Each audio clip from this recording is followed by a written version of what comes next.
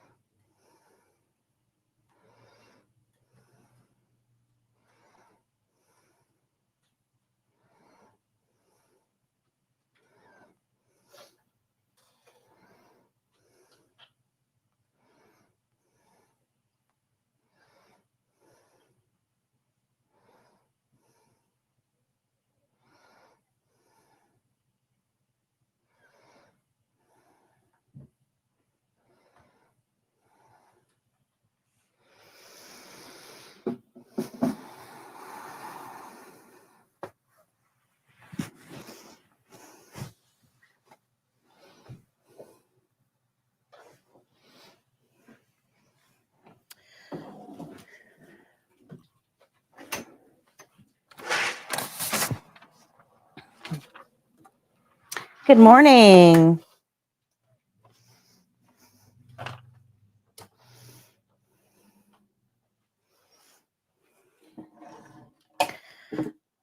Okay, we're ready to get started. Good morning, all. Sorry, we're getting started a little bit late. Had a few technical difficulties. All right. Any questions on chapter 10? Any questions?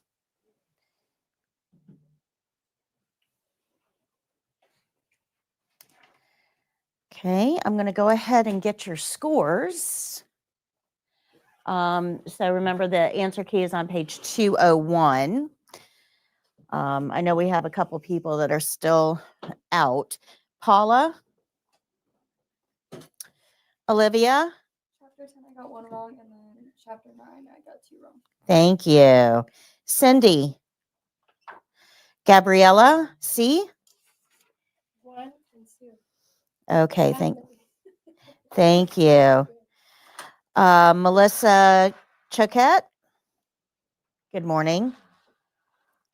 Ariana? Fabrice? Brianna D? That's fine. Antonio? Thank you. Gabrielle H? Daniel? Thank you. Drew? Brianna R? Thank you. Brianna, do you happen to have 5, 6, and 7 for me?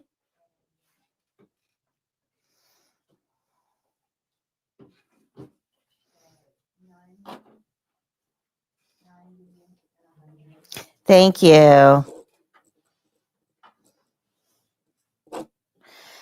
Amara? Mahala? Thank you. All right. Does anybody have any questions over the ones that you missed? Any questions? Good morning.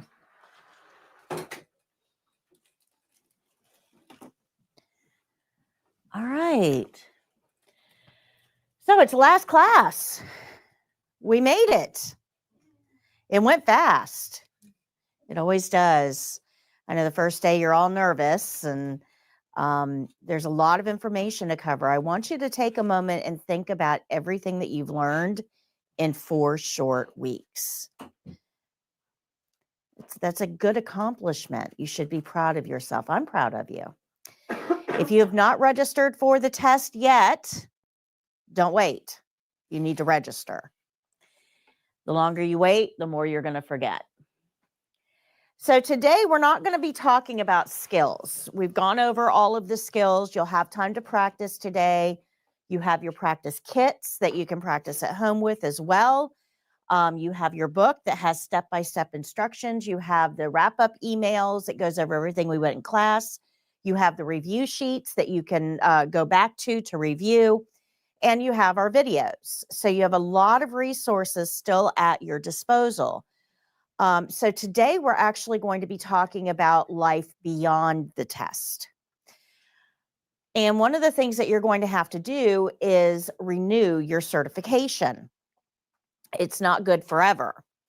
But the first renewal's a little bit complex because you're joining a group that's already in progress. And we're going to talk about that in just a few minutes. The first thing I'm going to do today is show you a video on renewal.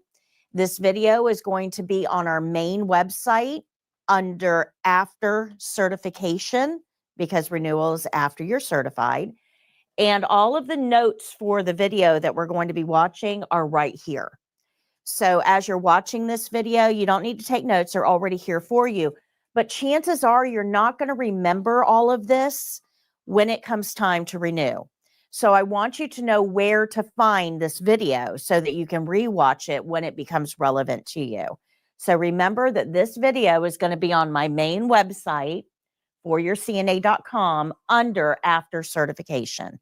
You want to look for CNA renewal instructions. So let me go ahead and show you this video, and then we'll get into the particulars of it. Okay.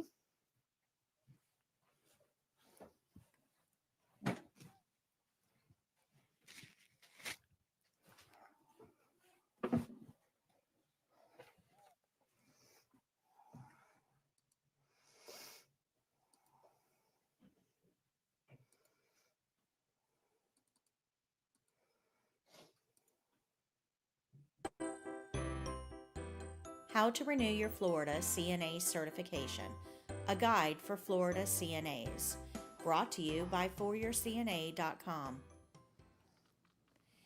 After you pass your state exam, you will receive your certification card in the mail. This card gives you valuable information. Take a moment to look it over. Check your name and address to make sure they are correct. Make a note of your CNA certification number. You will need this for employment and in-service credit. Your certification also comes with a convenient wallet card. Sign this and keep it in your wallet for handy proof of certification. But one of the most important things you need to pay attention to is the expiration date. It will be located near the top of the blue card in the grid. In Florida, CNAs are divided into 2 groups, odd year group and even year group. Everyone in the even year group will renew their certifications in even years, such as 2018, 2020, 2022, and so on. Everyone in the odd year group will renew their certifications in odd years, such as 2017, 2019, etc. When you become certified, you will join one of these groups. But which group you end up in has nothing to do with when you test. You will be assigned a group when you receive your first certification, and you will remain in that group even if you allow your certification to lapse and you retest later in life. So how do you know when you will have to renew? It's easy. Check your expiration date. Every certification will expire on May 31st, either in an odd year or an even year. You need to know which group you are in. This is Jenny. Jenny became a CNA in 2017. She was placed into the even year group, so her expiration date will be in even years. She is joining a group already in progress, so her expiration date will be the same as theirs, regardless of when she became certified. Everyone in this group has the same expiration date. So, do I have to take the test again? No. As long as you meet all the requirements and renew on time, you will never have to take the state boards again. In order to renew your CNA certification in Florida, you must meet 2 requirements and pay a small fee. You must work at least once as a CNA for pay in this renewal cycle. You must complete the required number of in-service hours and pay the renewal fee. We will look at each of these in more detail in the following section. In Florida, every CNA is required to perform nursing-related services for monetary compensation within the renewal period in order to renew their certification. That means they have to get paid to do CNA skills. This rule is in effect to ensure that CNAs are using their skills so that they do not forget what they have learned. But there are no specific amount of hours that are required. But be careful. If you are not currently working in healthcare as a CNA, you may not be able to renew. But there is a way. Follow me to see Jim's story. This is Jim. Jim became certified as a CNA in 2016. Jim planned on going to work in the local hospital after he became certified. But Jim's uncle needed help at his bank and hired Jim. Jim likes his new job at the bank and he's doing very well there. He doesn't want to leave the bank, but he wants to keep his CNA certification active. He worked hard to get it. One of Jim's bank customers, a supervisor at the local home health agency, mentioned that they were looking for weekend CNAs to care for some of their new clients. Jim immediately filled out an application. He was hired and now works only one Saturday a month. Jim kept his regular job at the bank, but still met the requirements for renewal. Jim will keep one of his pay stubs for proof of the work requirement. Now let's look at the second requirement, in-services. In Florida, continuing education courses for CNAs are called in-services. You must complete a certain amount of continuing education every renewal period in order to renew your certification. You must complete continuing education in-services in certain topics every renewal period. These will include bloodborne pathogens and infection control, domestic violence, medical record documentation, resident rights, communication with cognitively impaired individuals, CPR skills, and medical error prevention and safety. So remember your expiration date on your certification. You need to compute how many months you will have that certification to determine how many hours you need. You will need 1 hour of in-service for every month that you are certified.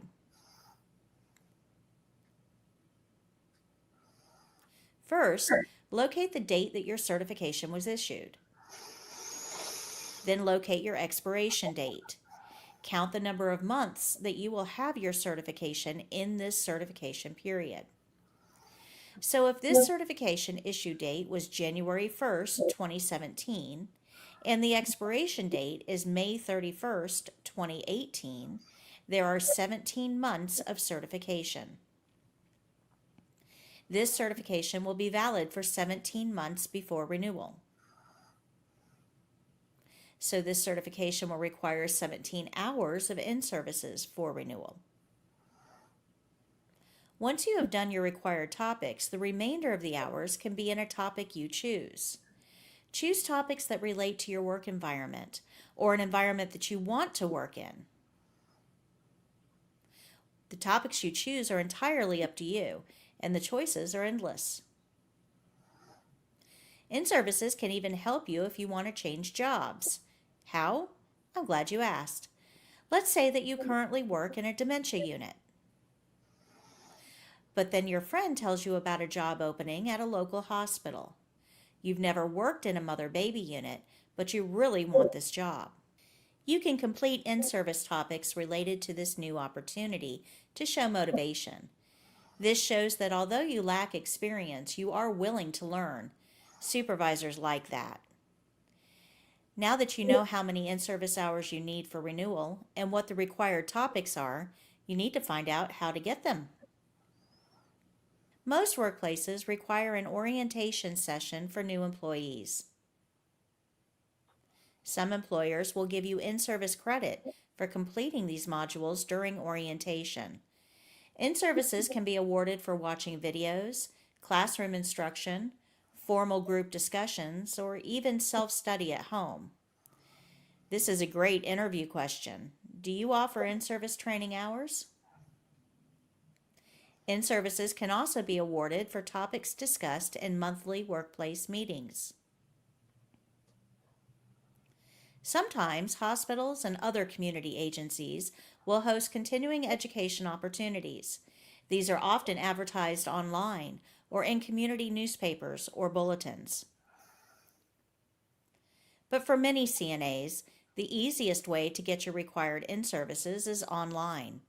There are many online in-service providers. Each is structured a bit differently, but most have some sort of free trial.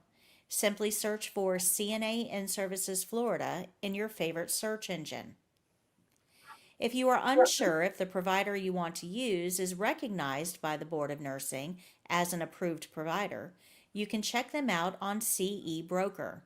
Go to cebroker.com. Under Course Search, select your state and your profession, and then click the Begin Search bar. Now click the Providers tab to access a list of approved providers. You can also search for courses right on this website. So far, we've learned how to work at least once as a CNA for pay this renewal cycle, and we've learned how to complete the required number of in-service hours.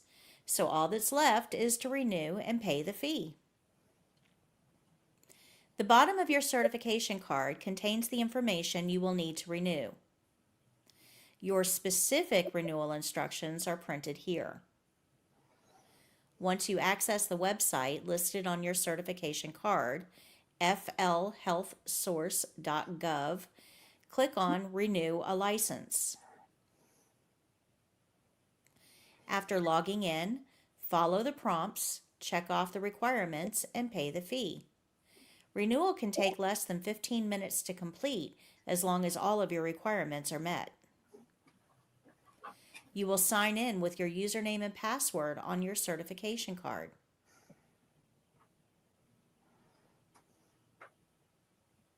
You do not have to send anything to the Board of Nursing to prove that you've met the requirements. You only need to send proof, which would consist of a pay stub and in-service certificates, if the Board of Nursing requests them from you. You must keep your proof for at least 4 years after renewing. Never, ever lie on your renewal. The Board of Nursing does periodic audits. The penalties for lying on your renewal are severe. Make sure you've met all the requirements before completing your renewal. You now have all the knowledge you need to renew your CNA certification in Florida. Remember to look at your new certification card for your next expiration date. Until then, happy caregiving.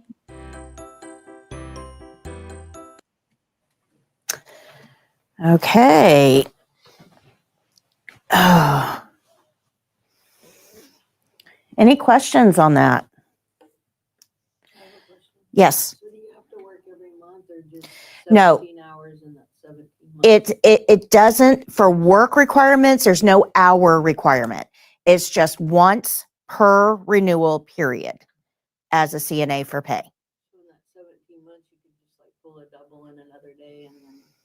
It doesn't even have to be 17 hours. The Oh. hours are for continuing education. Oh, The work is just work, just worked once. It doesn't, it could be 15 minutes. It could be 40 hours a week. Doesn't matter. You just have to work once as a CNA for pay. and the 17. So, Wow, that's good. well, so your normal renewals are 24 months. Okay. Normally. But you guys are joining a group already in progress. So everybody that's a CNA is going to, good morning. Everybody that's a CNA is going to expire on May 31st. Half of you expire in even years. Half of you expire in odd years. So like some of you will be expiring May 31st of 2025. Make sense? Because there's two groups of CNAs and they're already certified. Everybody expires on May 31st, half in odd years, half in even years. It has nothing to do with when you get certified. So some of you will get certified and then expire in May, the end of May. So that means that you would only have your certification for 4 months before you expire. So you would only need 4 hours of continuing education. Does that make sense? You don't have to turn that in. You just keep your face Right, for 4 years. right, right. So anybody that gets their initial certification within 3 months of renewal is automatically grandfathered into the next renewal. So you guys will probably not be expiring in May just because we're at the end of January. So you'll be testing in February. So you guys will probably, anybody that's in the odd year group will probably not have to renew until 2027. Good morning. Does that make sense? Because you're joining a group already in progress. And if you're within 3 months, getting your certification of within 3 months of that renewal, they're not going to make you renew. Okay, good. Makes sense? So you don't have to take the test again. So it's one and done as long as you're renewing on time. Now, the problem here, and this is a change that we're going to talk about, this blue card that I talk about in that video, they're doing away with. So this next renewal, there will not be a physical card anymore that you'll get in the mail. And for your initial certification, starting now, they're not going to send you a blue card. The blue cards are completely going away. Everything now is electronic. So you'll be able to look up your certification on the website, the MQA website. So you'll get an email that'll give you all of that information, how to access your certification, but they're doing away with the blue cards. You don't need them anymore because even if you have a blue card, right, a state certification, your employer has to verify it on the website manually. So this doesn't do anybody any good. It's just an unnecessary expense because anybody can go onto Photoshop and make one of these. I did. This is not an actual blue card. This is one I copied and made. So anybody can forge these things. Does that make sense? So because they're forgeable, they're not secure. So that's why the state went to all electronic, and that's what most states are doing now. So you're not going to get a card that looks like this. You'll have to go onto the website and you can print, download and print.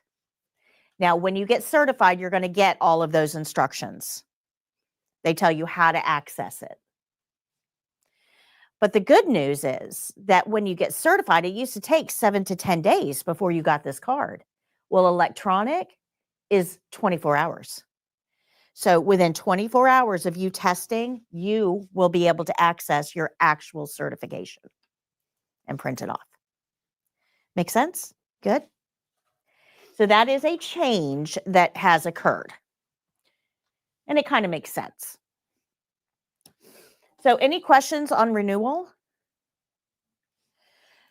That CPR course, will that apply for the renewal? Yes and no. It will apply. It's part of the renewal requirements. But the problem with continuing education is that it has to occur after certification.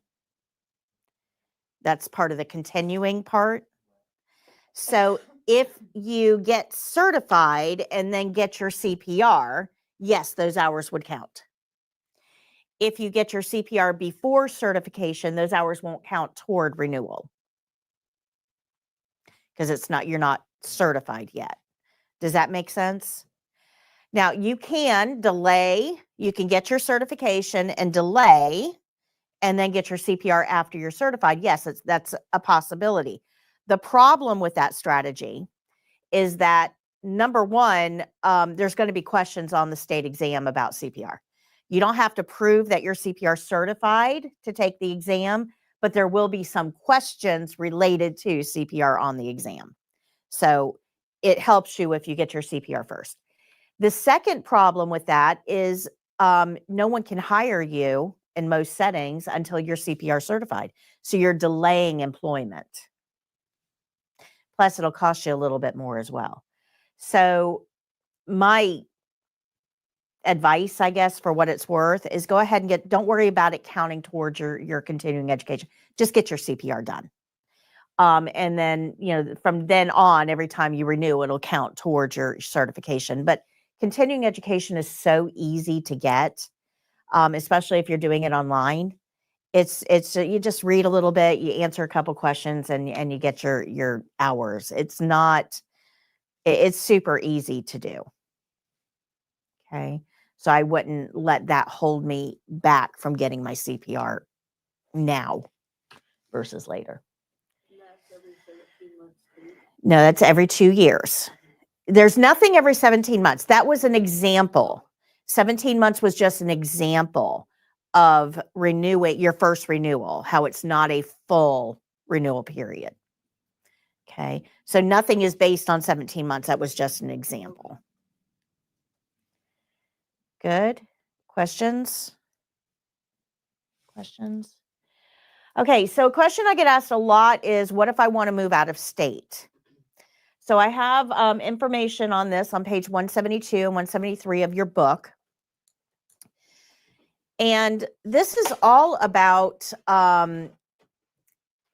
understanding that every state has different certification processes. There are some states that don't care where you're certified. They'll give you a certification in their state based on the fact that you have one somewhere else. That's called reciprocity. That process is called reciprocity. It says, yes, we'll give you one here because you have one there. All you have to do is that state's background check, because every state requires their own background check, and pay a fee, because nothing in this world is free. So if you want to go to New York, you call up New York and you say, hey, I'm a Florida CNA. I want to be a New York CNA. And they go, cool, we need CNAs. Do our background check, pay this fee, and we'll give you one here. Works well. But not all states participate in that. There's some states that say, yeah, not so fast. We want you to take our test so we can make sure that you have the skills necessary. And then there's some states that go, nah, we want you to do it all. We want you to be trained here and certified here. So every state's going to handle this just a little bit differently. You want to start this process at least 6 weeks before you plan on moving. This is not, I'm moving Saturday, let me call up Friday and see what I can do. You want to start this process several weeks out. You'll contact the Board of Nursing of the state that you want to go to, tell them you are Florida CNA, and ask what the process is to gain certification in their state based on that. Like I said, there are some states that they don't care. As long as you're certified somewhere, they'll give you one. But other states are a little bit more picky. So 2 that come to mind is California. They require that you do training and testing. And Tennessee requires that you do training and testing in their state. Now, these are always subject to change, right? Laws change all the time. So that information may or may not be valid. I haven't looked in a while. But you'd want to contact the state that you want to go into. Now, see, Florida is a very unique state because Florida doesn't require anybody to take a class to test. You're not required to. Anybody can challenge the exam at any time without any training at all. You can just simply go onto YouTube, watch some videos, and challenge the test. And it's perfectly legal here in Florida. Perfectly legal. But that means that other states know that you may not have sat in a classroom. So because of that, there are some states that are like, no, we don't accept Florida. You have to go through our training. Good, makes sense? Any questions? Okay. Betty asks, so how do you renew your CPR? Okay. Sorry, guys, 1 second. Okay.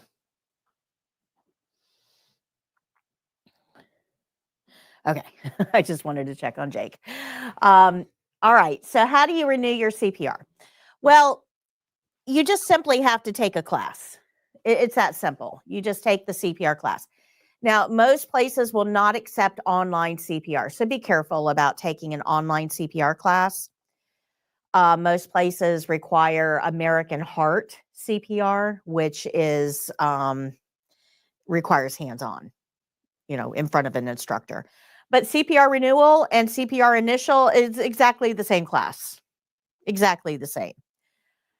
And that's because if you don't do something in 2 years, chances are you're not going to remember all the little particulars of how to do that thing, whatever it is. And unless you're working in a very high acuity area, you're probably not going to actually do CPR as a CNA. Very, very, very few CNAs actually do CPR anywhere. So if you learned it 2 years ago and you haven't done it at all since, do you really think you're going to remember exactly how to do it? That's all CPR Renewal is. It's just, hey, let's remember what we learned 2 years ago. And let's practice it because you probably haven't practiced it in the last 2 years. So let's give it a go. That's all CPR Renewal is. Good? Makes sense? CPR is not hard, guys. It is not a hard skill to learn at all. And all we're doing with CPR is compressing the heart to push blood around. That's it. That's all you're doing. You're beating the heart. So instead of the heart beating on its own, we're going to beat it. Literally. We're going to beat it. And that just pushes blood around. And CPR itself doesn't really do a whole lot other than provide oxygen to different areas of the body so that they don't die. That's really all CPR is doing. It's advanced measures that can help bring the patient back. Things like AEDs. Well, AEDs are something we can use. So let's learn how to use those. Because CPR itself, not going to be overly effective unless we reverse the problem. And that's what an AED might be able to do. So you're going to learn how to use an AED, which is just putting stickers on a patient and pushing a button. That's it. But we got to learn where to put the stickers and how to push the button. But CPR is not hard. Renewal is all about refreshing your memory. That's it. The biggest thing about CPR I want you to remember is something is better than nothing. A lot of people don't do CPR because they're afraid. Oh, what if I do the wrong thing? Well, if you do the wrong thing, the patient still has a chance. If you do nothing, the patient has no chance. Something is better than nothing, always, when it comes to CPR. So if you can't remember, is it supposed to be 30 and 2, 15 and 2? I don't remember what the ratio is. Doesn't matter. Get on there and start doing compressions. Something is better than nothing. And if you can remember that with CPR, it takes a lot of the intimidation out of it. Good? Questions? Julie is who does our CPR training here, and she does a really fun class. She really makes it fun to do. I'm a little more serious. She's a little more on the fun side. But that's because I have to train you to deal with live people. She gets to train you to deal with dead ones. They don't know what you're doing. So she gets to have a little more fun. All right. So now that we know how to get certified, that was the last 3.5 weeks. And we know what to do after we're certified as far as continuing education. And we know how to find another place to be, different state. Now we got to talk a little bit about finding an actual job. And this is not hard, but it is different than other industries. It is very different than other industries. And I want to talk to you a little bit about that. So page 174 is going to be your notes for this particular section. And you probably want to kind of remember where we're at. So class 2, about an hour and 40 minutes in, because you may want to go back and review this section. Okay. So class 8, about an hour and 40 minutes in. So the first thing you need to know is, where should you start looking? Because there's a lot of places in healthcare to work, a lot of places, but we've talked a little bit as we've gone through the program that not every place is going to be your place. So if you haven't taken that quiz, that healthcare quiz, you need to do that to narrow down where you should start your job search. And the reason I keep saying this, the reason this is so important, is because if you choose the wrong place and you get into healthcare, when you start working and you don't like what you're doing, you'll leave healthcare completely. And it's not the healthcare that was the problem. It was your choice of where you're doing it that was the problem. I don't want you to leave healthcare. We need you. So I need you to take this quiz so that you can focus in on the right place for you and enhance your chances of success. That way you have a positive first encounter, not a negative one. I see pediatrics on there. What would a CNA do for pediatrics? So I know we kind of just learned how to deal with like older patients. Okay, so in pediatrics, you would have to go through a little bit of additional training, because little humans are actually more like aliens. They have different everything. So you have to go through a little bit of training to teach you a little bit more about pediatrics, what their normal levels are, things that we need to be watching for, right? Because we've talked about the normal signs of aging, but we have to learn a little bit about the normal growth and development. So we're looking on the other end of the spectrum. So you'd have to go through a little bit of training. But CNAs that work in pediatrics can do a lot of different things. So we actually have a pediatric daycare in our community. It's down by Friendly's Car Wash. It's called Tender Care, and they hire CNAs. Now, this is a place for children that can't go to regular daycares.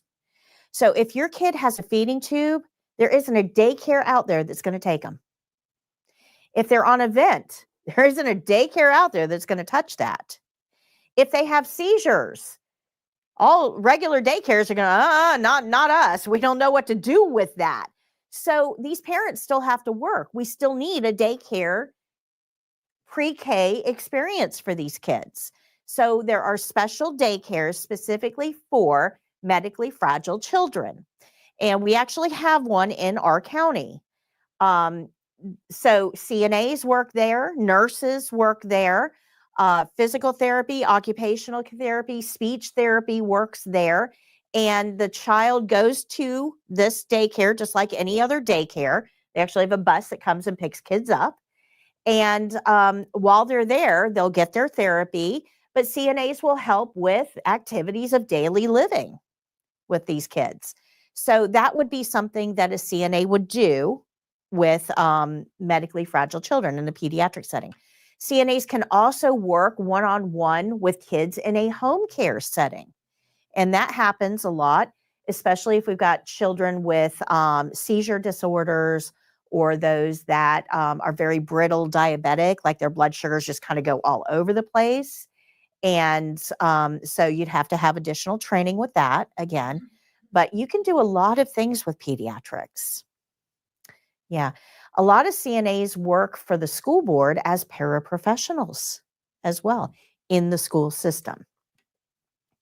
So there are some opportunities, not as many opportunities for pediatrics as there is for elder care. You just kind of have to think about the amount of population that would need that help. So there aren't going to be as many opportunities, but they are there. I used to do pediatrics. I worked with the same family for 7 years with a very, very medically fragile child. And it was very rewarding. You actually kind of become part of the family. You're there, 5 days a week, 40. I mean, I was there more than some of the family members were there. But it can be very challenging as well because you are so integrated into another family that trying to maintain those professional boundaries can get a little messy. But yeah, I loved doing pediatrics. I actually found that the pediatric part of it was the easy part. It was dealing with the family and the family dynamics that was a little bit more difficult. Because not all families do things the way you think they should be done. And trying to maintain that professional line can be difficult. So you have to have the right personality for that. Make sense? Makes sense. All right, so this is the quiz. If you haven't taken it, it's probably a good thing to take before you start looking for your next job, your next employment opportunity. It'll help give you an idea of where you should focus your job search. So once you know where, now we've got to learn how. So this is the first place that most people go. They go onto an online jobs board.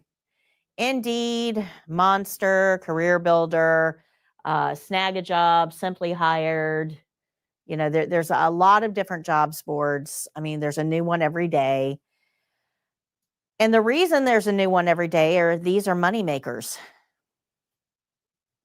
These make money.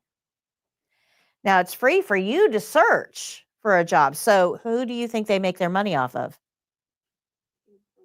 The employers. That's right.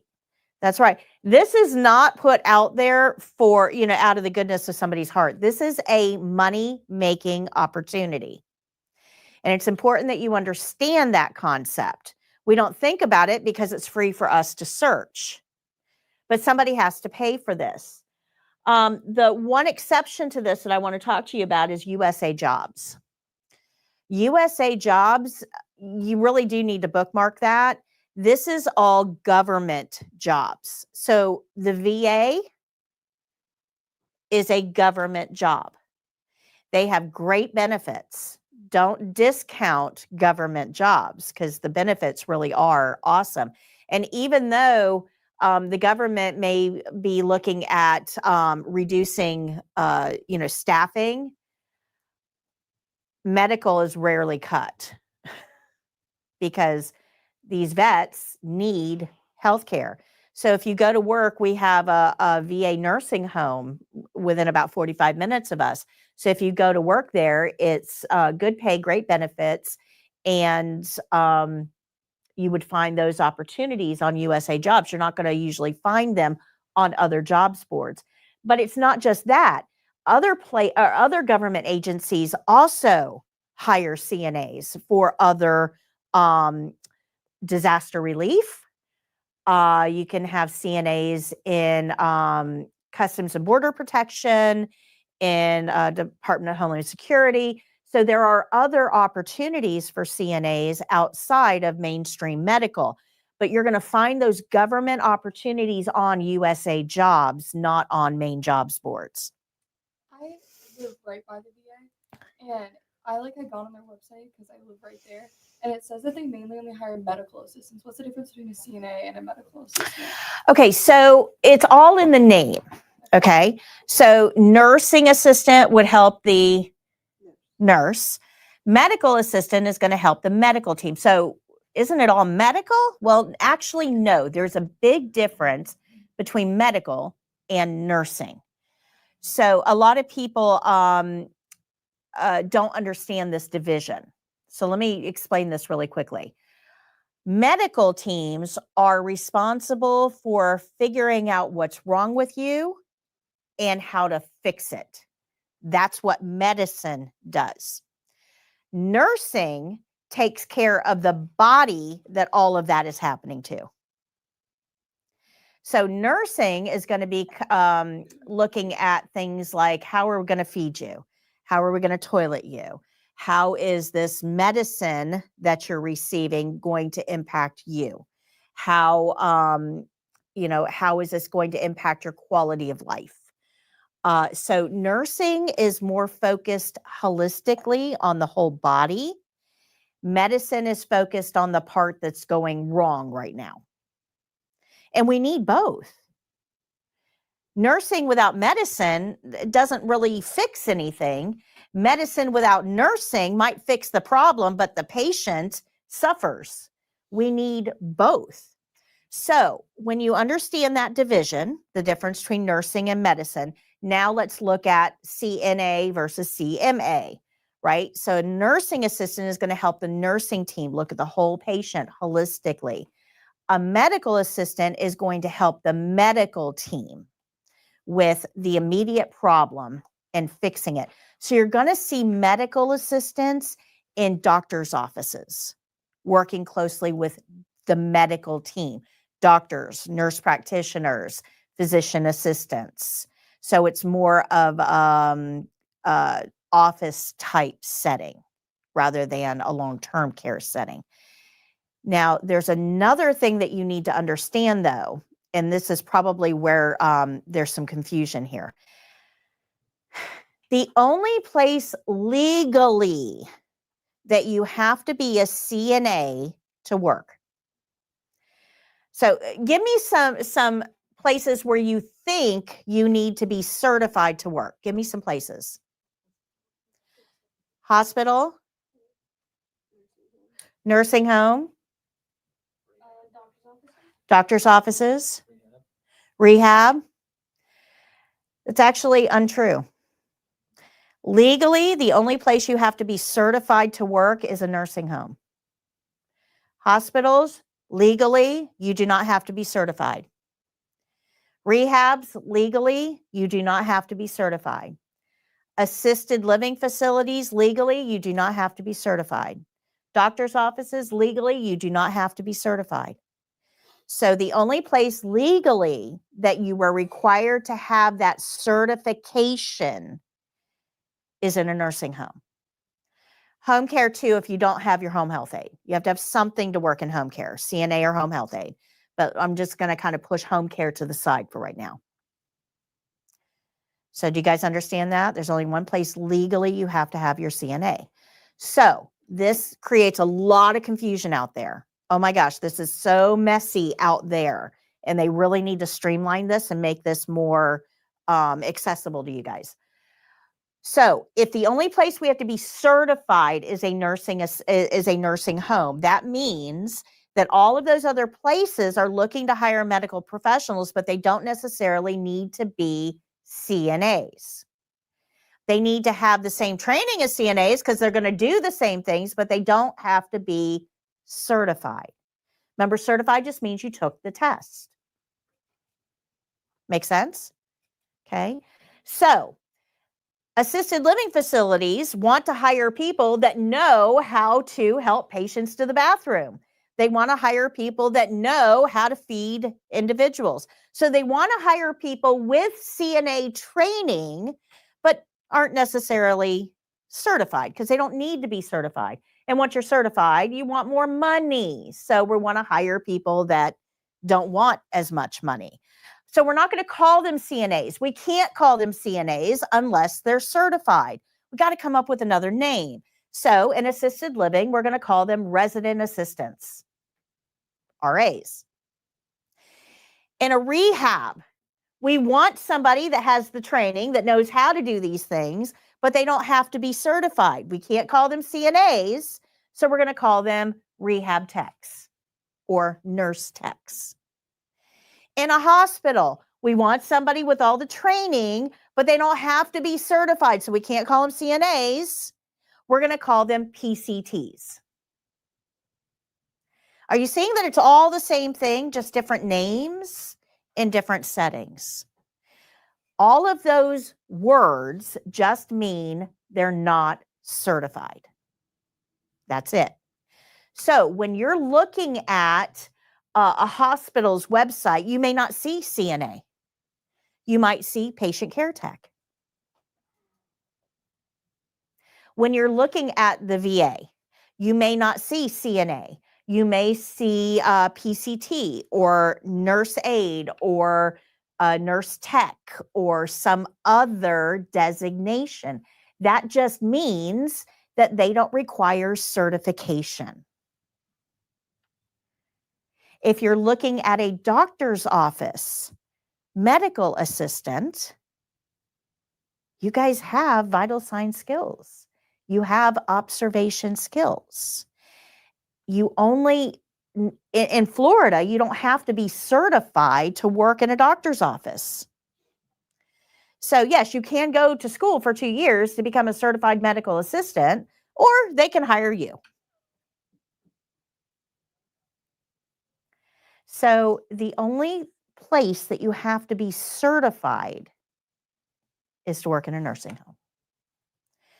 So does that kind of make sense to you guys? We have to understand that when we're looking at these job opportunities, because you're looking for CNA jobs. And if you go in and type in CNA jobs, not everything is going to pop up.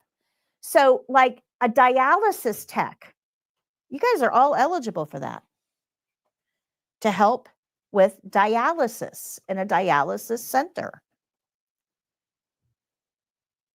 But it's not going to show up under CNA. So you have to start looking beyond. You have to start looking beyond the traditional CNA designation when you're looking for jobs. Okay. What you want to do is, if you see a job that might interest you, look at the job description. If the job description is what you know how to do, and it doesn't say certification required, you're eligible. Okay. Does that make sense? So I know somebody was asking me at the end of the last class about this, and I said I had a whole lecture on it. This is why. You're not going to see all of your opportunities if you just go into a jobs board and type in CNA. You're actually excluding about 80% of the opportunities that you have.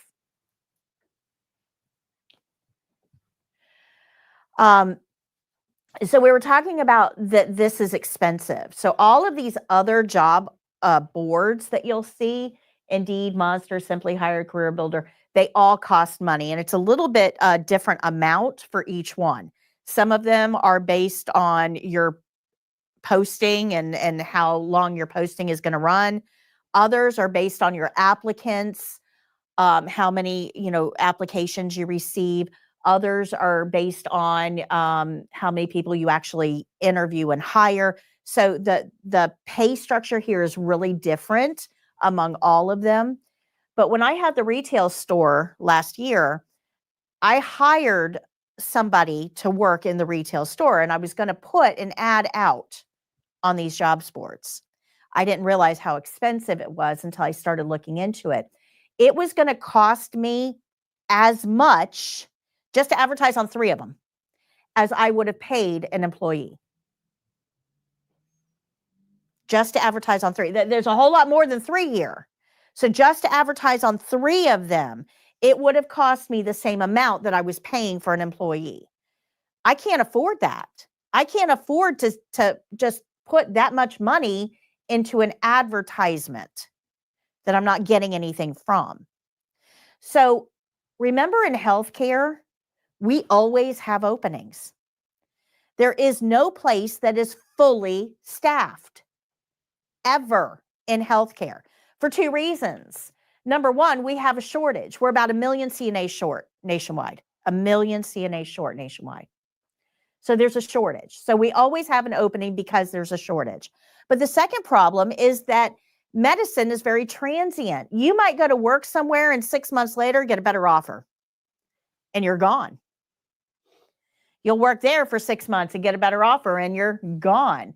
CNAs are very transient. You'll jump to the highest bidder. Absolutely.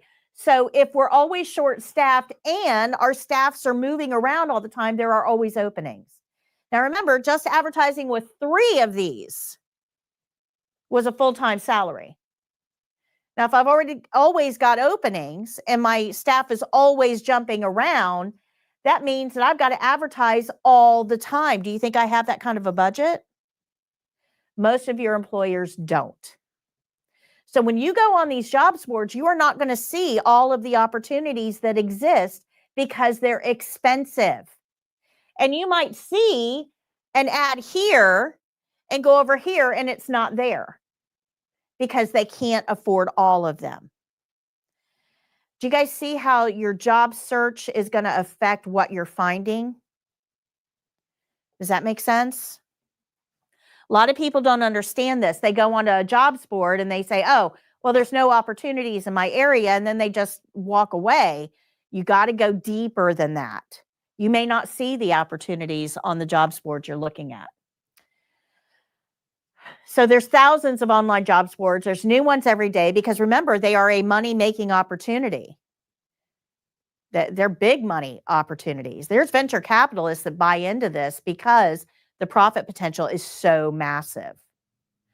So if there's thousands of online jobs boards, you could spend months going through them trying to find the right position for you. But that's not really going to help you long term. So we got to figure out a better strategy here. And the better strategy is to do what you did. Go directly to the employer website. I wouldn't rely on a jobs board. I would go directly to an employer website.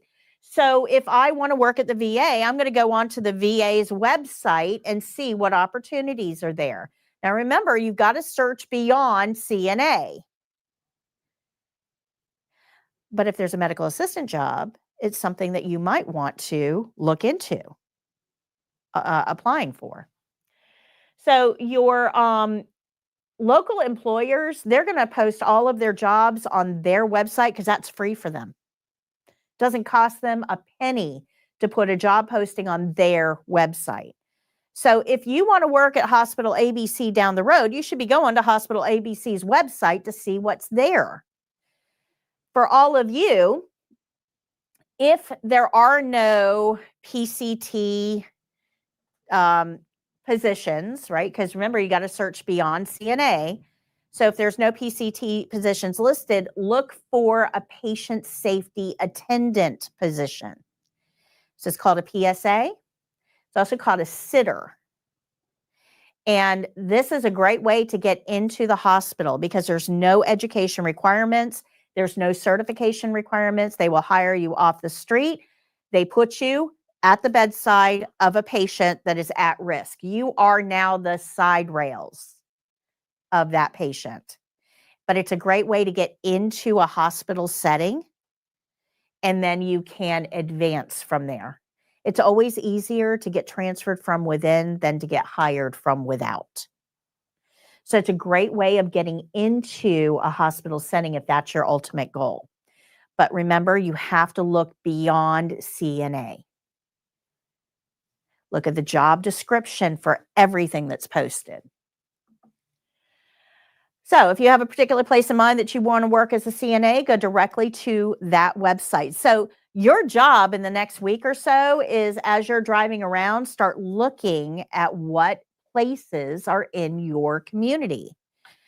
So if you live on 50, there are a ton of places on 50 that you could potentially work. If you live on 19, I would start looking at some of the opportunities, some of the locations that are on 19 that might meet your needs. Don't rely on just the jobs boards. You have to kind of look not quite so wide, look a little bit more narrow in your community. I've done a lot of this work for you. If you go to my website, this is just for Hernando County people. If you go to 4YourCNA.com, under after certification, the first one you'll see is local employers. On my website, I have put all of the local employers, and each one of these is a link. So when you click on it, it's going to take you to that facility's website, to the jobs board on that facility website, and where possible, I actually put in CNA. So it'll bring up all the CNA openings on that website. So I've done all the work for you. All you have to do is go to this site and click on the link, and it'll take you where that jobs board is listed. If you have a place you want to work but you don't really see like what you can apply for on their website, is it safe to like send an email, or you don't think that's like an option for you? We're going to talk about that. Okay. Yeah, let's talk about that. 1 second, I'm going to get there. So I've done this work for you. You can go check it out. But if you aren't sure where you're going to work, going to every single one of those websites really isn't going to help you a whole lot. You have to have something that's a little bit more tailored strategy. So if you don't know where do I want to work, I'm not real sure. You can go to Google and just type in CNA openings, and I prefer this over jobs boards.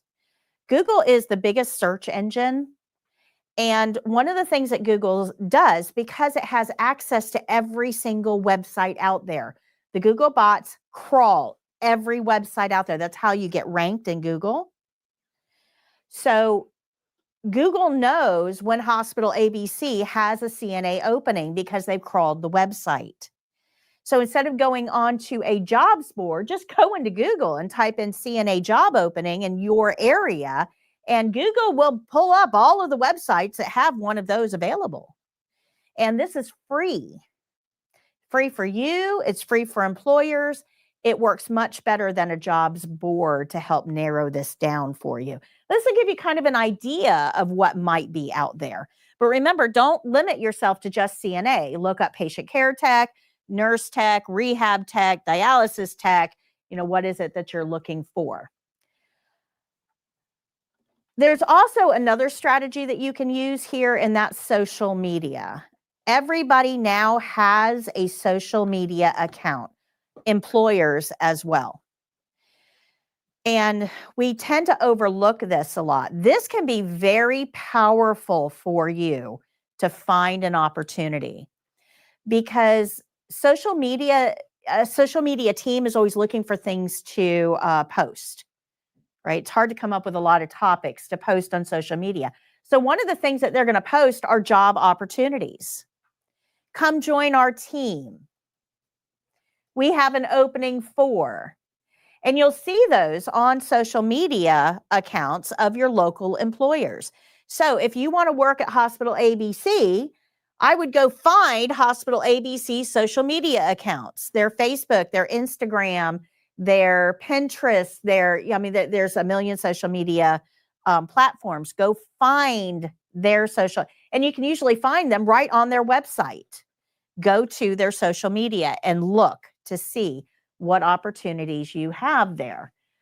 So don't discount social media from your job search strategy. But this is probably the best way to find a job, honestly, is to network.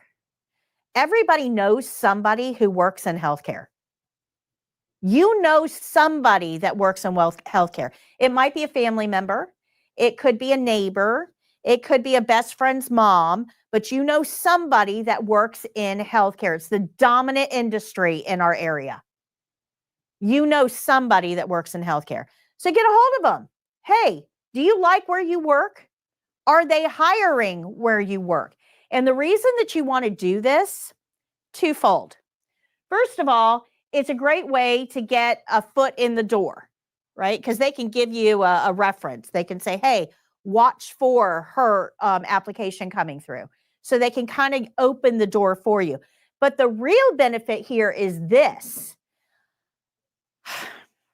And let me explain to you why this happens. If you come to me, if I'm working at a hospital and you come to me and say, hey, are they hiring where you're working? And I say, oh, yeah, they are. Let me put a good word in for you. And make sure when you fill out your application, you put my name on it.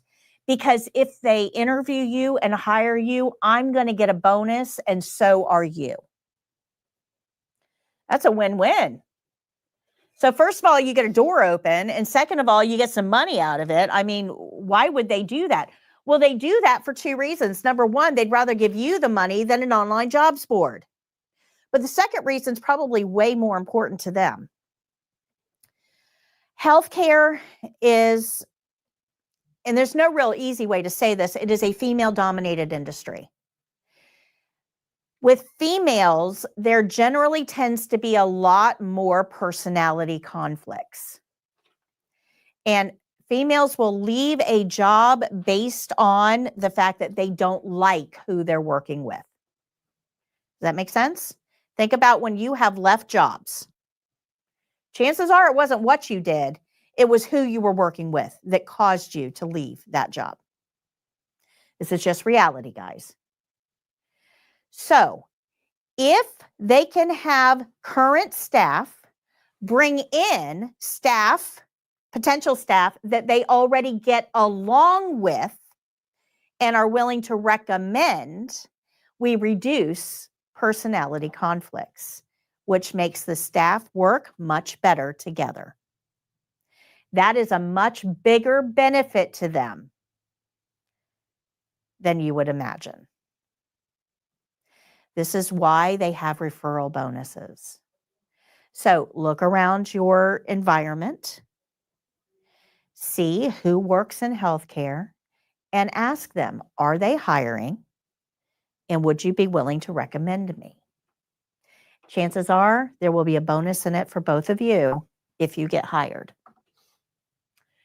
So there's other job opportunities. You can visit the facility in person. We don't do this as much anymore. We are a much more digital society now. We do everything through a digital interface. But still, going in and shaking somebody's hand makes an impact. It makes an impact. So I would, if I were looking to work at a specific place, rather than sending an email, I would actually go in and shake their hand and say, I'm looking to, inquire about an opportunity here, an employment opportunity. The person that you're meeting with as a receptionist, they have no say whatsoever, but receptionists are listened to. And they will go back and tell somebody that matters, hey, this person just came in and they're looking for a job. I told them to go on and put an application in, but this is their name. Again, it's a way of getting in front of your employer. Very few people do this anymore. So it's going to make a much bigger impact. If you send an email, it's going to get lost in a sea of emails. The whole point is to stand out. Good. Job fairs. There are a million job fairs. Everybody is hiring, guys. Everybody is hiring. There are job fairs all over the place. You can contact your local facilities. Are you doing a job fair anytime soon? You can contact the Chamber of Commerce in your area. You can contact the local community college in your area because they sponsor job fairs. There's a lot, look at the newspapers, a lot of opportunities for job fairs. There's usually one going on at least once a month in your community. You just don't know about it. They don't do a real good job about getting the information out. Community events, we had Booksville over in Brooksville last weekend. We had the Manatee Festival up in Crystal River. We have the Blueberry Festival here. There's all kinds of community events that happen. They may be small, but usually an healthcare employer is involved in some way. And that's because they're looking to get in front of people to recruit them. So community events are always a good place to start. In fact, this Friday, I think it's this Friday at, I want to say it's Marker 48. TGH is having a job fair. So if you go on to TGH hospitals, Hernando County, TGH hospitals, it'll show up there. That'd be a great place for you guys to go shake some hands.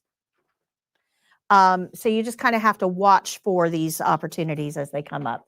Trade magazines, they're useful, but not as useful as the other ones.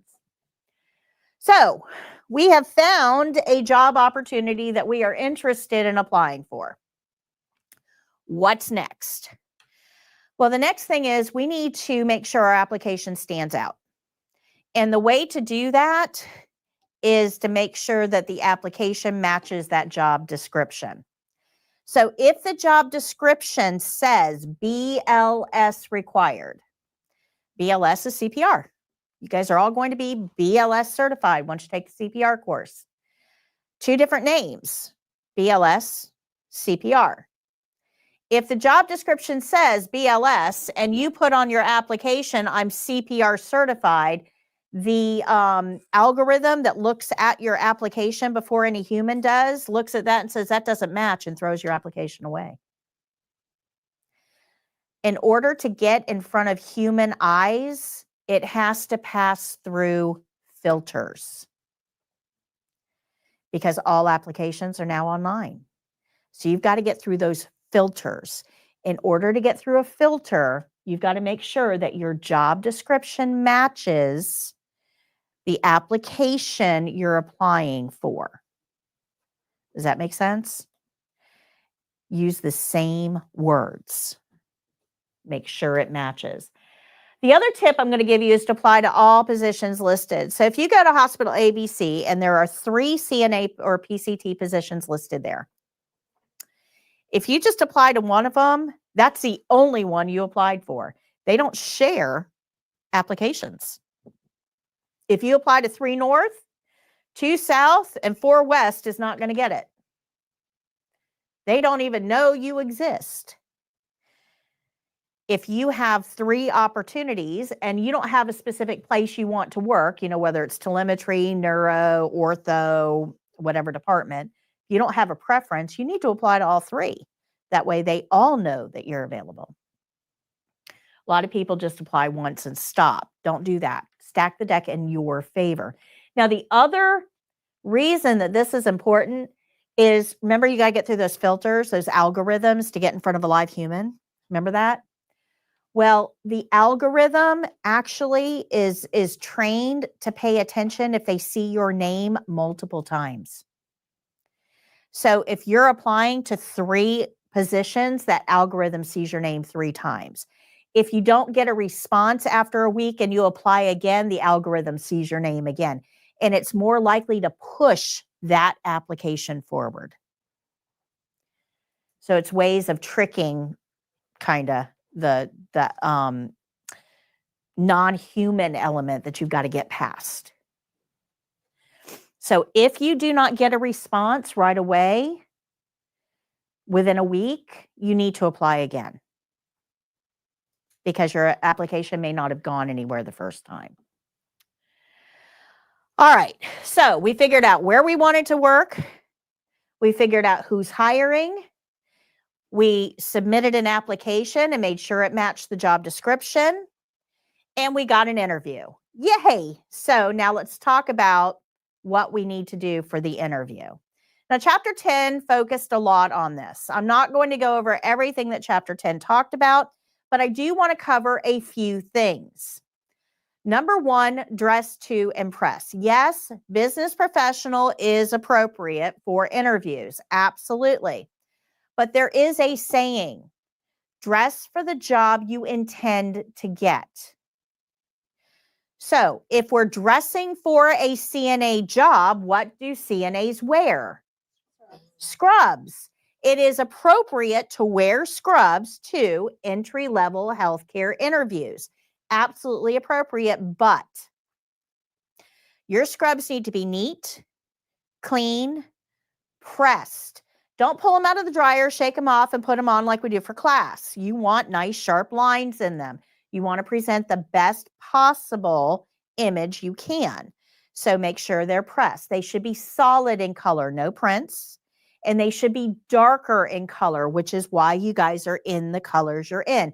These are appropriate interview outfits.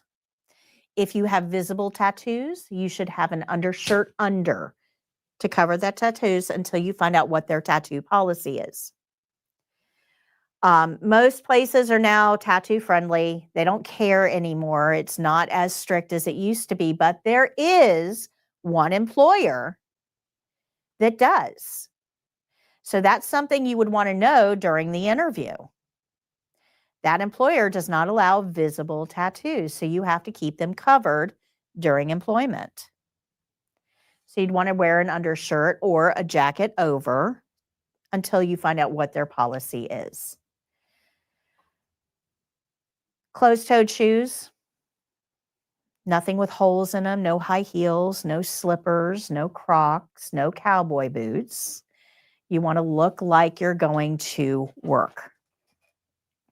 If you happen to know what color the CNAs at that facility wear, and you have that color available to you, you should wear it.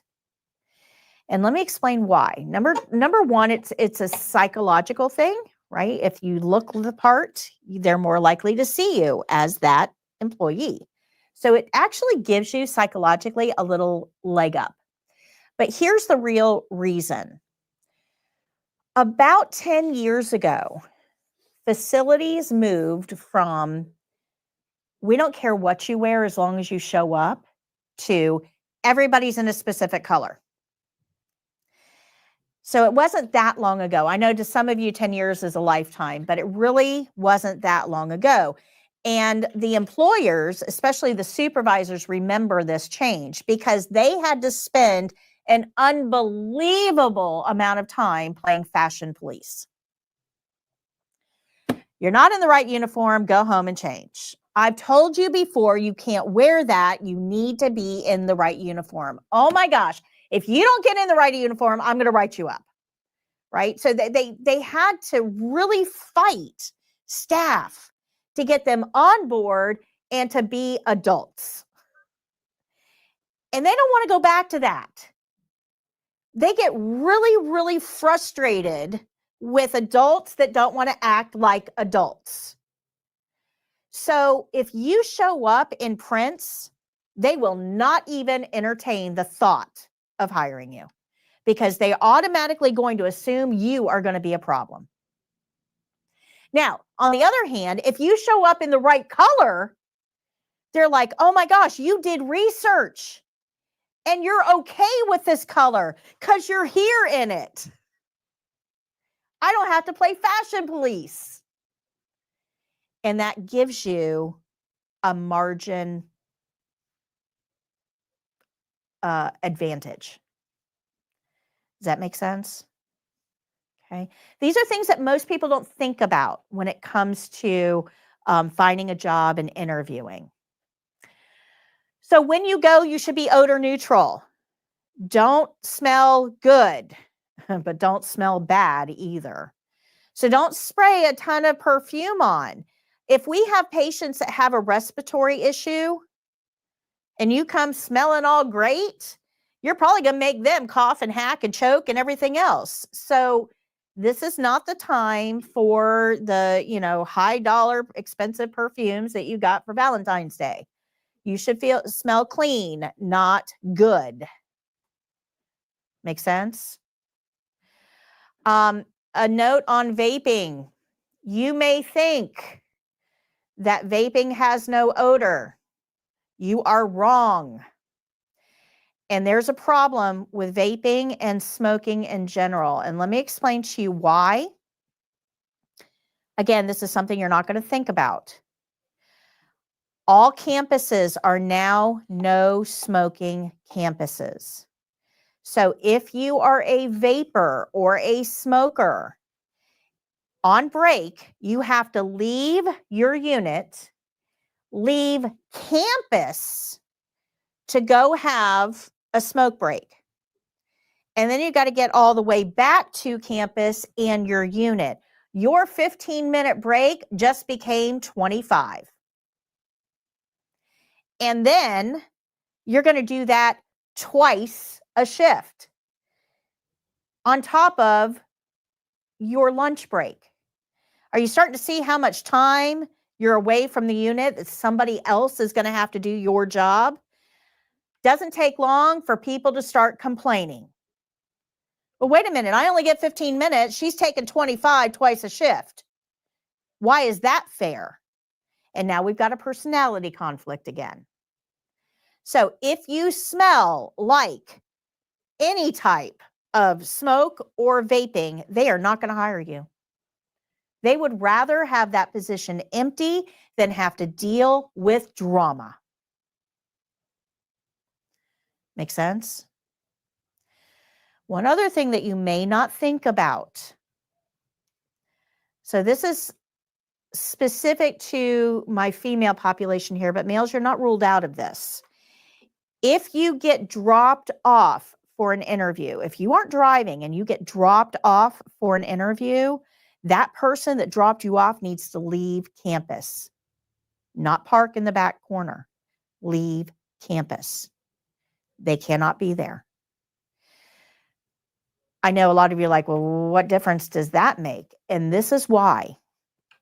We have had a lot of issues where very overly controlling and dominant individuals, spouses, significant others, will drop you off to work, stay on campus while you're working to keep an eye on you. Overly controlling and dominant individuals do exist. And unfortunately, it tends to escalate. And then we have domestic violence issues on campus that can spill over to other staff members and to patients. Do you see how that could be a problem? If you get dropped off, you don't want to appear as though that's an issue. You won't get the job. So if you get dropped off, you get dropped off. Good. They're watching for this. They are watching for this. So be careful. All right. So eye contact and smiling, we all know the drill for interviews. You want to act like you're happy to be there, even though you're scared to death. We get it. But you need to make eye contact. Remember, half of our job is observation and reporting. If you're not making eye contact, there is no way you're going to make observations. You're just not going to. If you are so tied up in your own head, you're not going to pay attention to my patients. So you need to make eye contact when you're interviewing. I don't care how scared you are. Get over it. You need to make eye contact, but you also need to smile. Act like you want to be there. If you are so nervous that you can't smile and you can't act like an interview is a good thing, then in a very stressful emergency situation in healthcare, you will not be able to act. So they look for things like this. You need to make sure that you're smiling and that you can overcome those nerves. Healthcare is stressful. This is your opportunity to tell them you can handle it. Okay? You also need to shake hands. And I don't know why I have to tell everybody this, but apparently I do. All the supervisors out there have been telling me lately, this is a problem. When you shake hands, you need to stand up. You never shake hands from a seated position. That's a power play, guys. That is a power play. Do not shake hands from a seated position. Stand up. And when you shake hands, your hand should go out, thumb pointed up, grasp the hand, up, down, and then you can withdraw. It's not an arm wrestling contest. Don't just try to, crush their hand. Firm handshake, though. Don't do this. You are not the queen of anything. Nobody's going to kiss your ring. Hand out, grasp firmly, up, down, and then you can withdraw. A handshake goes a long way to showing confidence. Now, if you're nervous and your hands are sweaty, keep them in your pocket until you're ready to shake hands. And then when you pull it out, scrape it to shake the hand. There's also lots of deodorants or lots of things that you can get now to help cut down on hand sweatiness in stressful situations. You also want to answer questions thoroughly, but be brief. Respect their time. But you do want to give them the information that they're looking for. Be brief. And then at the end of the interview, they're going to ask you, do you have any questions for me? The worst thing you can do here is say, no, I'm good. If you don't have a question at the end of the interview, it makes you look uninterested or worse, uninformed. So you need to have, can't hold two fingers up. You need to have some questions. Now, you guys are brand new to the industry. You don't even know what questions to ask yet. Luckily, you have me. In your book, on page 176, we have a list of questions that you can ask during the interview. Now, one of the questions students ask me all the time is it okay to ask about pay? And the answer is yes. Unless you're willing to work for free, it is absolutely okay to ask about pay. But how you ask matters. You don't have the job yet. You can't be presumptuous and present this like you have the job. So you wouldn't want to say, so how much you can pay me for this? What you want to do is present this in a very bland way or non-specific way. Can I ask what the starting pay is for somebody with my level of experience? Now, starting pay, you want to use that term, starting pay. That's because starting means negotiating. You're not going to ask them, what is the pay? You're going to say, what is the starting pay for somebody with my level of experience for this position? And when you couch it like that, they know that there's going to be some negotiation there. It doesn't box you into a corner. If you say it, so what is the starting or what is the pay for this? They're going to give you, we pay $20 an hour. Well, if they give you that and then you try to negotiate, they're going to say, no, I told you it was $20 an hour. But if you say, what is the starting pay? And they say $20 an hour, it gives you that room for opening, for negotiations. Does that make sense? So there's a way to ask this that allows you some flexibility in there. You also want to know, what is the schedule for raises? When would I be eligible for a raise? And what is the criteria for a raise? That way, if they require an additional certification, you know that. If they require a certain amount of hours or a certain score on an evaluation, you know that, and you can work toward that to maximize your chances of getting that pay increase. But you'd also want to know things like, is there a set schedule? What kind of holidays would I have to work? What is the uniform requirement? Is there an opportunity for advancement? Do you offer continuing education? These are all great questions for an interview, and I can guarantee you they're not going to go over all of them. They're not. So you need to think about the things that you want to know to be able to make that decision. Something else, when you go for an interview, you need to have a small notebook and a pen in your pocket always. And you can write these questions down in that notebook to have them with you during an interview. There's no problem with that, but you need to have that notebook for a couple of reasons. Number one, if you ask what's the starting level of pay for this position and they say $20 an hour, and you write that down in the notebook, you now have something concrete to refer back to, and they watched you write it down. Okay, so it's a little more binding. If you don't write it down and you just put it up here, when you start work, they could say, oh, no, you misremembered. I told you $18 an hour. What do you have to refer back to? It's now your word against theirs. So take a notebook and write down the answers that they give you. The other reason that you need a notebook is because this happens way more often than you would think. You will probably get an opportunity, basically you'll get hired during the interview. Okay, we'd like to extend you an offer. And they'll give you whatever the offer is. And if you accept it, this is what's going to happen. Okay, well, welcome to the team. So we're going to need you here on Monday morning for orientation. Regular clothing is fine for the first 3 days. You'll be in the medical office building, second floor, room 212, and you're going to meet with Regina. And then after the third day, we're going to put you on the fourth floor and we'll have you shadow one of our CNAs. Let's see, I think I'll put you with Tanya as the CNA, and you'll need to be in uniform on day 4. And the color for that unit is navy blue. So we'll see you on Monday. And then you go home and you're just thrilled you got the job. Hey, that's awesome.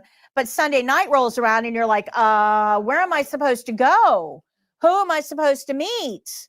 What am I supposed to do? And you can't remember and you can't get a hold of anybody because it's Sunday night. Write it down.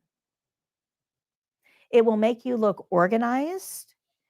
It'll make you look competent, and it will increase your confidence going into orientation. Make sense? You should have a notebook with you. Now, that brings me to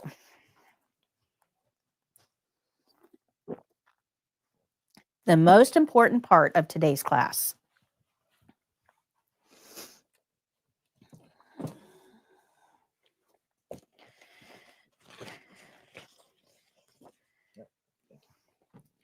So those of you that are playing along at home, you need to download the review sheet. We're going to go over that together.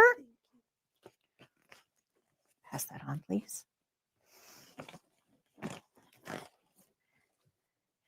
Okay, so we're going to go over this together.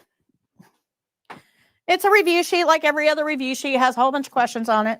We don't care about those. You can answer those on your own. Oh, this is going to go over everything I just talked about. Let's review. We're going to dress in scrubs or business casual. You're going to make a packet. Now, I didn't talk about this. This is in your book on page, I think it's 174, under finding a job, make a packet. So the packet should have a resume. Lost that word for a minute. Packet should have a resume. If you don't know how to make a resume, go to CareerSource. They help you build a good resume and it looks good. And they do it for free. So go to CareerSource, tell them you need a resume. But you do need a resume. Now, blue cards aren't going to matter much anymore because they're going away. But you do need a copy of your CPR and first aid card once you get it. Any additional certifications that you have. And if it's home care, you want a copy of your driver's license and insurance card in there too. Now, the reason that you want this is because you can't be hired if you aren't remembered. You can't be hired if you aren't remembered. Now, I'm probably interviewing 6 or 7 people today. You really think you're going to stand out of that crowd? Probably not. I can't hire you if I don't remember you.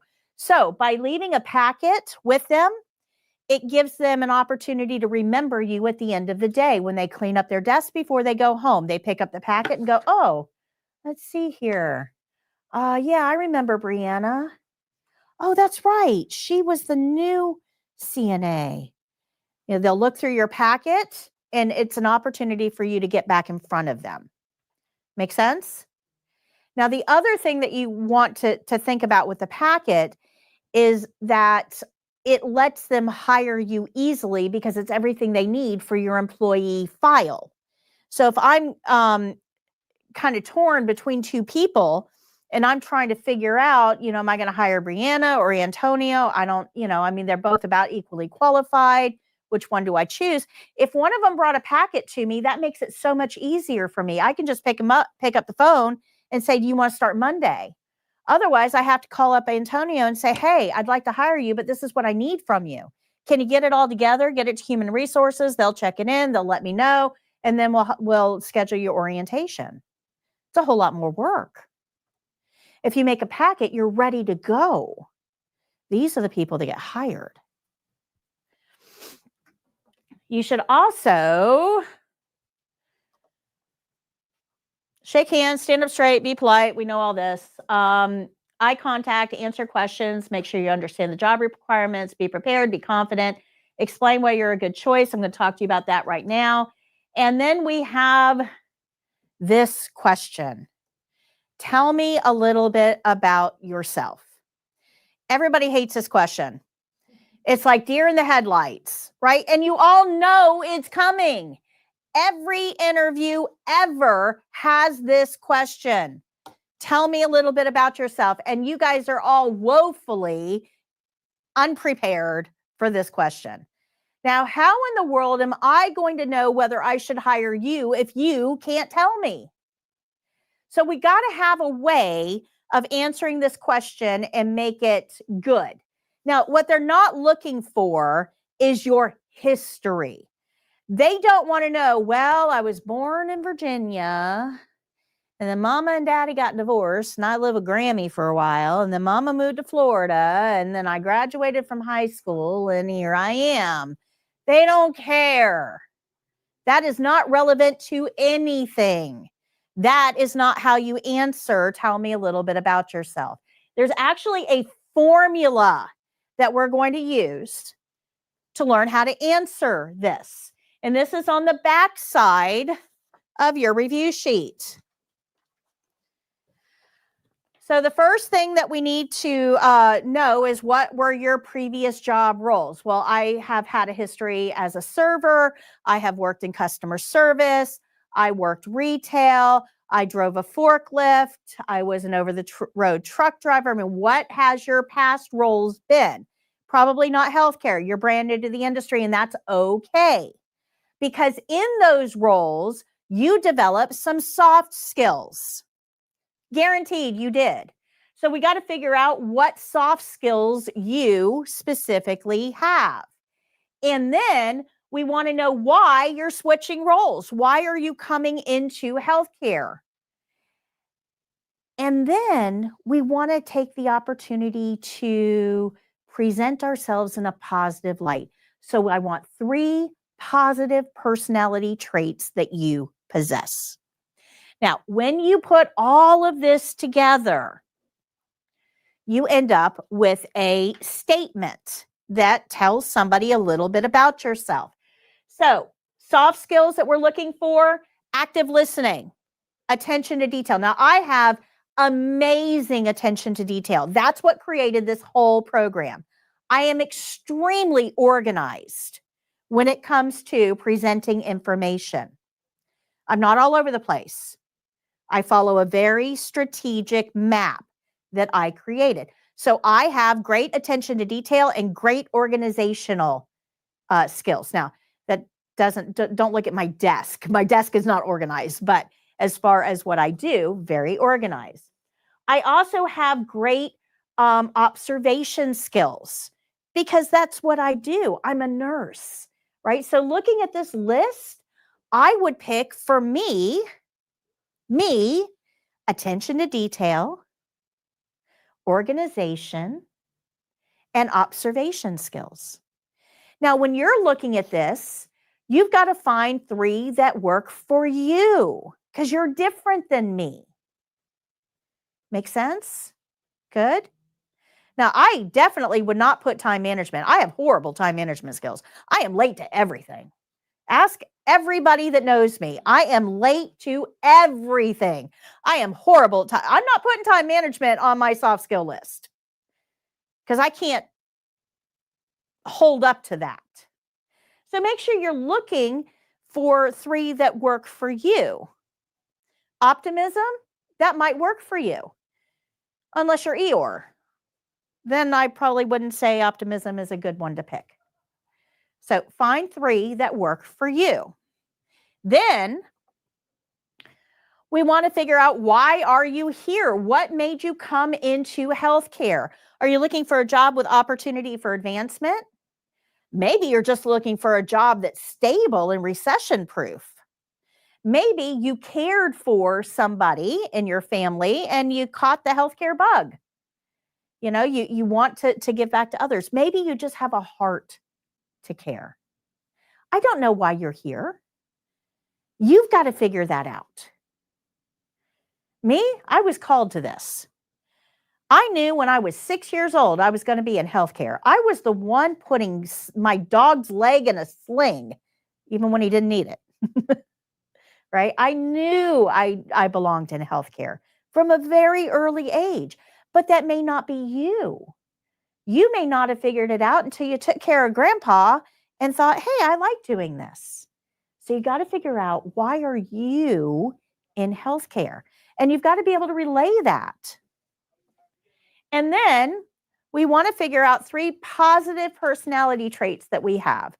Are you flexible, adaptable? Are you dedicated? Are you energetic? Do you have a positive outlook? Are you honest?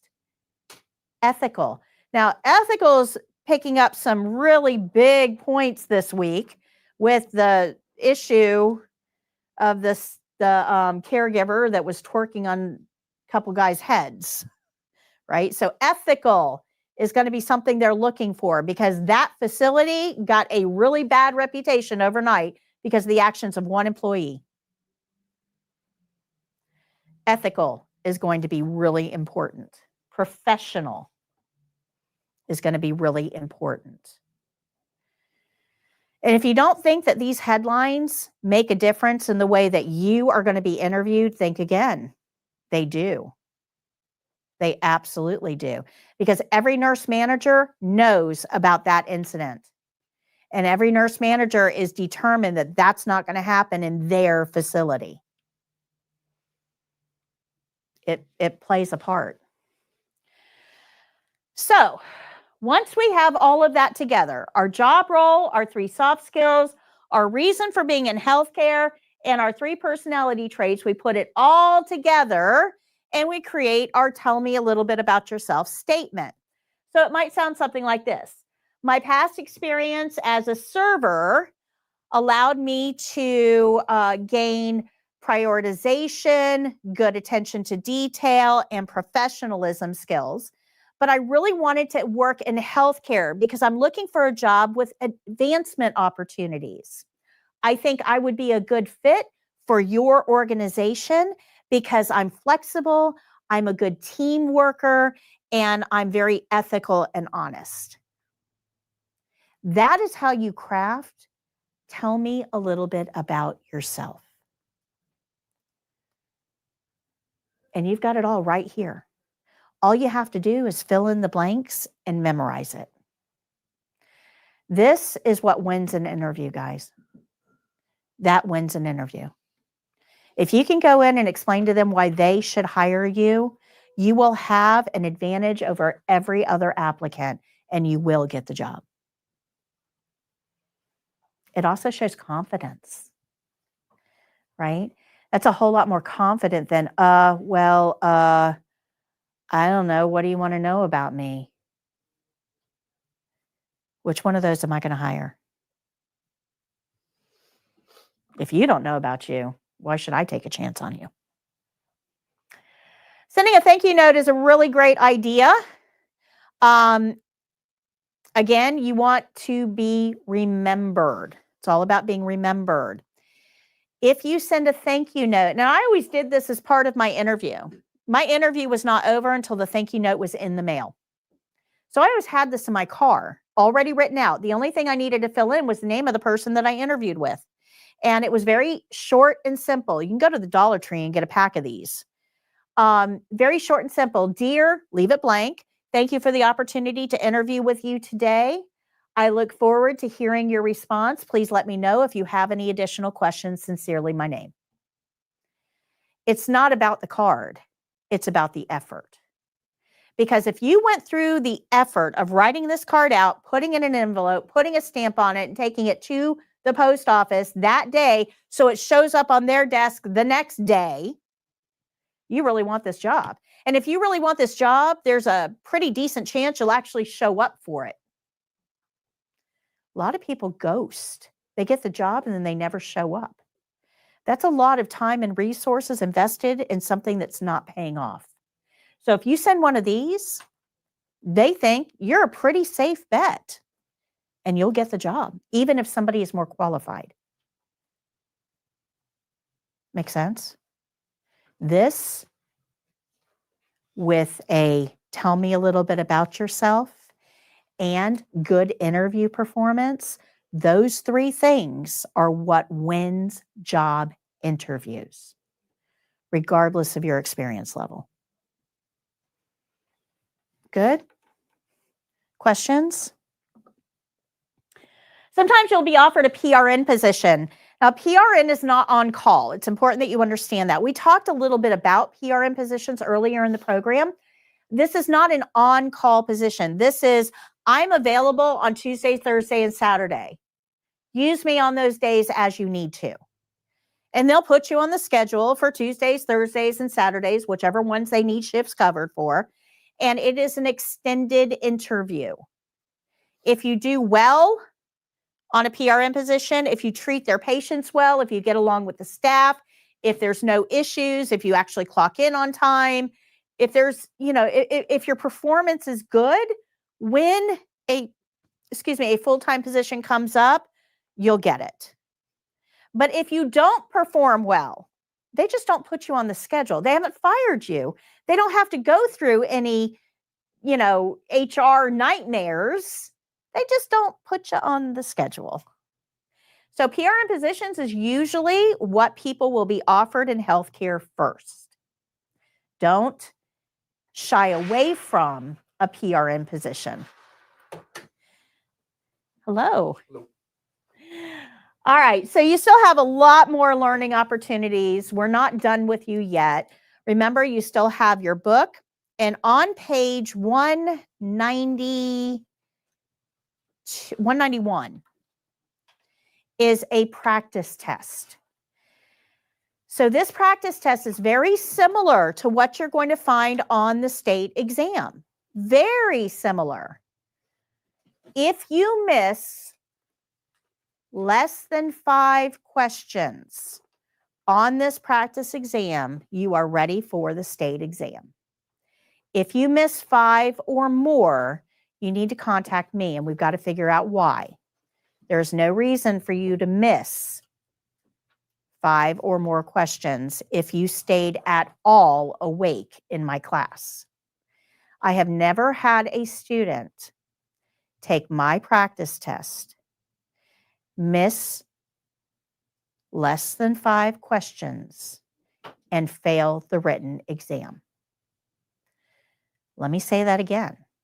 I have never had a student take this test and miss less than 5 and fail the test. This is a scary, accurate predictor of how you're going to do on the state exam. I feel like you've already been over this, but how long do you get to complete the exam once you're there? 90 minutes for the written test, and the skills is dependent on the three skills that you get. Okay, good. If you miss 5 or more, you need to contact me. You've got my email. It's at the top of your syllabus. You need to send me an email, and we're going to have a discussion on why you missed 5 or more,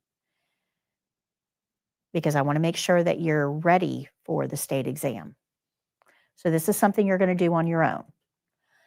You also have access to the online course. And most of you haven't even started the online course. You have access to over 100 lessons in there. If you go through those lessons, there is no way that you will fail the skills exam. There is no way. That online course is used by colleges, universities, employers, the Job Corps. It is used by tons of agencies out there. It is that effective. So if you have not gone through that online course, you probably should before you test. It's self-paced. It's easy to go through. It doesn't take a ton of time, but you probably want to put the time in to increase your opportunities of passing. You also have a practice test on our main website, 4YourCNA.com. You have the replays of this class. You have the wrap-up class emails. You have your review sheets. You have all of the information you could possibly need to pass the test. But if for some reason you're not successful, if you take the test and you fail, you need to reach out to me. You need to contact me via email, and we're going to figure out why, so that your second attempt, you are successful. But you've got all of these tools at your disposal. Make sure you're using them. Okay? Just because you're leaving us doesn't mean we're leaving you. So page 191 is the practice test. You've got your practice kits. This has everything you need to practice all of the skills. And then we also have the other resources that most of you guys know about. And then, of course, the online course. Game show will be next Tuesday. That will be helpful for you to review some of the questions that might be on the state exam.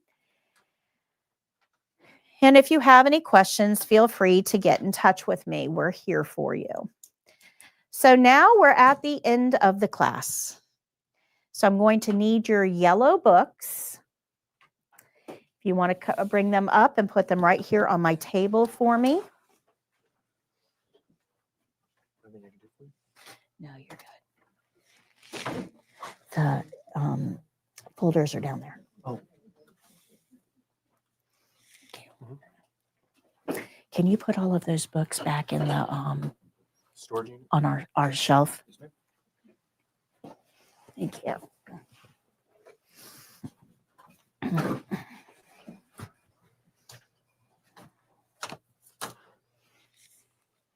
I forgot mine at home. Is there Okay. any way I can make it back to you? So, yeah, I will. Make myself available for pickup. Okay.